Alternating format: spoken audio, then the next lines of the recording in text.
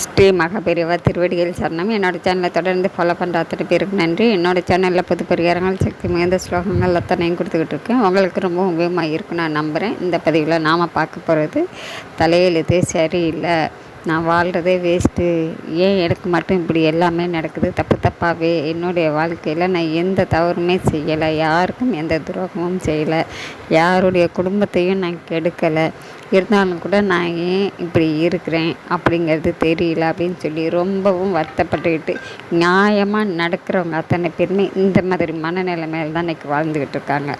அநியாயமாக அடுத்தவங்க குடும்பத்தை கெடுத்துட்டு அவங்க சந்தோஷமாக வாழ்ந்துக்கிட்டு இருக்கிறாங்க.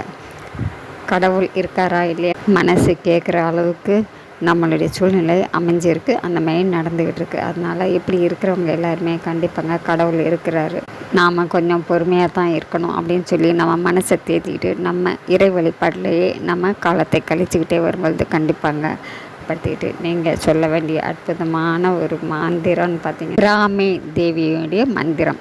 பிரம்மனுடைய மந்திரம் நமக்கு எப்படி ரொம்பவும் உபயோகமாக இருக்குமோ அதே போலவே பிராமிங்கிற தேவியுடைய மந்திரம் நாம் தினந்தோறும் காலையில் குளித்து முடித்ததுக்கப்புறம் நீங்கள் உங்கள் பூஜை அறையில் நின்று ஒரு நிமிடம் எப்போ உங்களுக்கு நேரம் கிடைக்குதோ அப்போ சொல்லுங்கங்க. தினமும் காலையில் தான் சொல்லணும் கிடையாது.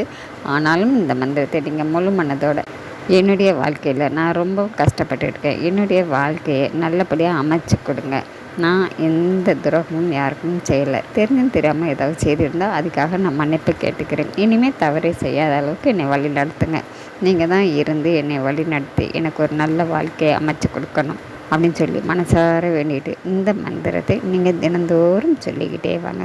இந்த மந்திரத்தை சொல்ல சொல்ல சொல்ல அந்த தேவியினுடைய அருள் உங்களுக்கு பூரணமாக கிடைக்கும். சப்த கன்னியர்களில் முதலாவதாக வரக்கூடியவர் தான் பிராமி. அந்த தேவியுடைய மந்திரத்தை நாம் தினந்தோறும் சொல்லலாம். உங்கள் வீட்டில் இருக்கிறவங்க அத்தனை பேருமே சொல்லுங்கள், நம்பிக்கையோடு சொல்லுங்கள். கண்டிப்பாக நம்ம அடுத்த பதிவில் பார்க்கலாம்.